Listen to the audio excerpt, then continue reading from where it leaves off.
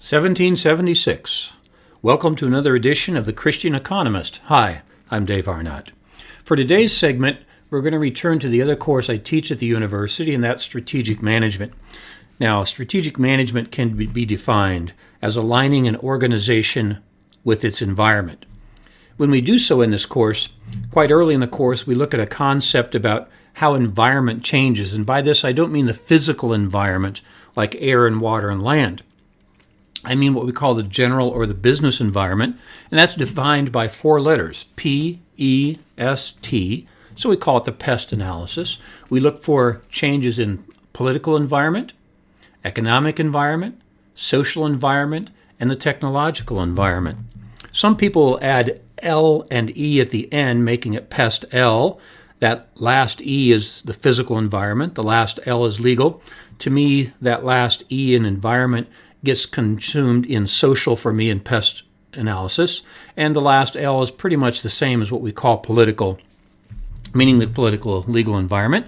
I like simplicity, so let's leave it at Pest. Here's the amazing thing. Four things happened in 1776. Four of the most significant pest changes that have changed the way we live today all happened in 1776. Well, the first one's easy for Americans. Of course, it was the American Revolution in 1776. This was the first time anybody had ever had said, look, people are going to govern themselves.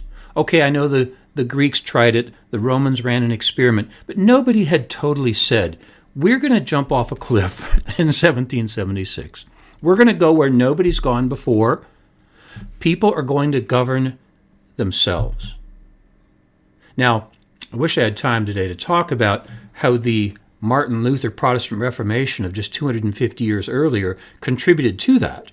Without the Protestant Reformation in 1517, there would have been no American Revolution in 1776. But I have to move forward. We only have a few minutes to talk today.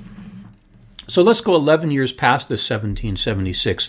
You have this great scene of Benjamin Franklin walking out of the Independence Hall one day, and it's a hot afternoon in Philadelphia, and 100 hot days in 1787 in the summer they wrote the Constitution.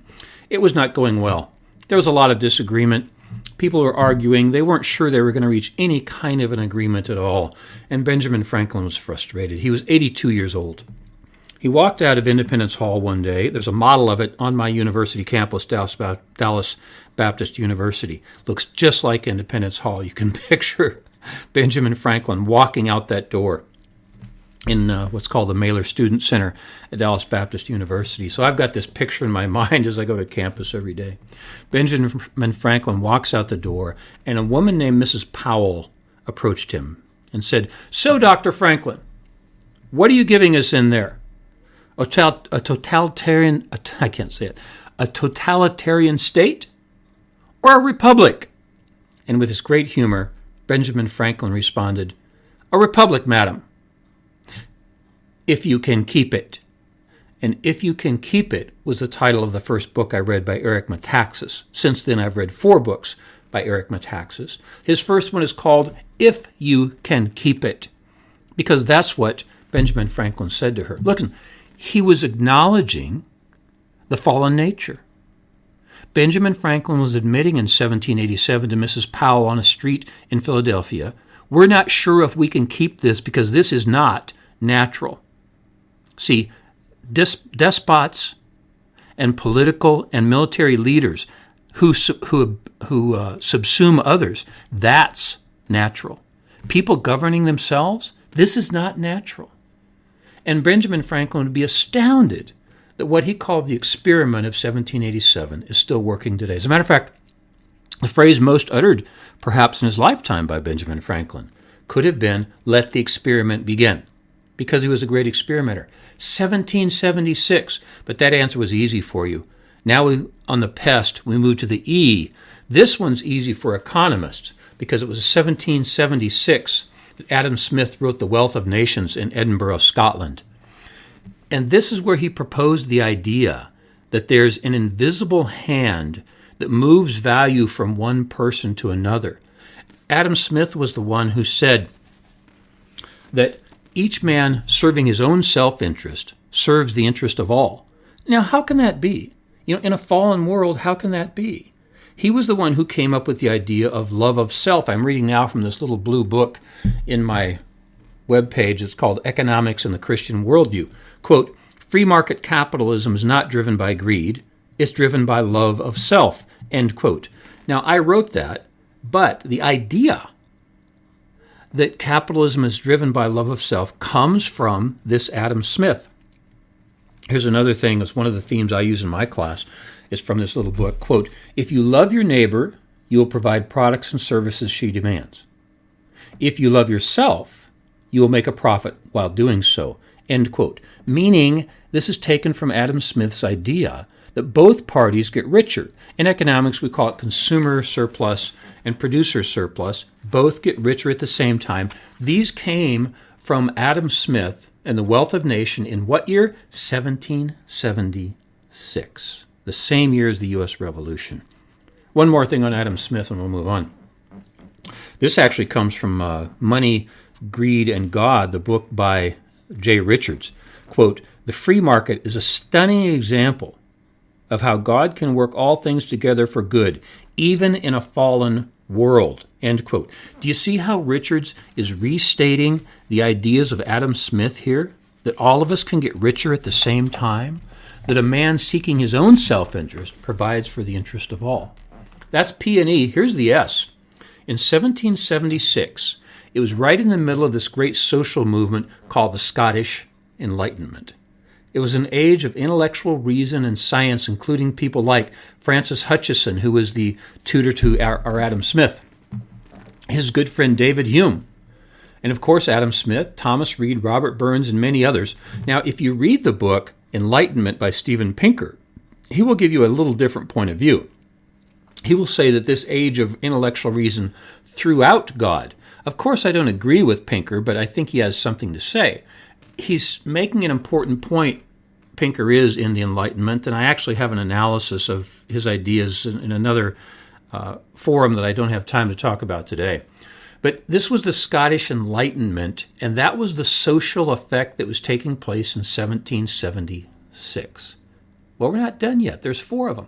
P-E-S-T, political, economic, social, technological. I guess I'd known this for a long time, but for some reason I looked it up just the other day. And I was thinking about James Watt and the steam engine. And I looked it up, and guess what? 1776. Perhaps the greatest technological innovation in history happened in 1776. Now, James Watt, he was from Greenock, actually, which is right near Glasgow, only 60 miles from Edinburgh, where Adam Smith was, right? So it was the same time, the same year, in the same country, 60 miles apart. He did not invent the steam engine. He perfected the one invented earlier by Newcomen. He added a condenser, a flywheel, and a lot of other technical aspects that I don't have time to get into today because I don't understand a steam engine well enough anyway. But here's the one thing I know about 1776 and the improvement of the steam engine. It was the first time that humans had a non-muscle form of power that was movable. This had never happened before in mankind's history. Everything had been done either by human muscle or animal muscle or some wind power or falling water, but you couldn't put those where you wanted. With a steam engine, you could do so. I highly recommend a little video by a guy named Don Boudreaux. He teaches economics at George Mason University, and it's called the hockey stick of prosperity. And so he's got this hockey stick graph. It's got the hockey stick laying down on its handle, right? So on the left end, almost all the way to the end where you get the blade sticking up, you've got thousands of years of poverty and people being poor. Where does the hockey stick start up? 1776. Why? Because 4 events happened at the same time, the same year in 1776. Political, economic, social, technological. And from that point, the economy's been almost all the way up. We've gotten richer and richer and richer until we finally reach today, where if you've listened to me before, you've heard me say quite often, life is better now than any time in history, says Angus Deaton in The Great Escape. He wrote the the book in 2015 when he won the Nobel Prize for Economics. Yeah. So 4 things happened at the same time. What a huge coincidence. What an amazing change in history. Was it coincidence or providence? Well, that's, what atheists call coincidence, we call providence. We think God is involved in it. And here's one of the boxes that end my little blue book called Economics and the Christian Worldview. This is about the future. Is it going to get better? My answer is yes.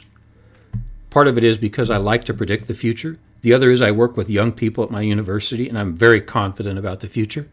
I think things are going to get better and better and better. But my point to you today is all 4 of these started in 1776. Here's how we close. This is a quote from my book. As long as the fallen nature produces unlimited wants, and the creative nature has unlimited creativity, there will always be unlimited unemployment. It's going to get better and better. It started in 1776. Well, I'm Dave Arnott, the Christian Economist, where our motto is fear God, tell the truth, and earn a profit. See you next time.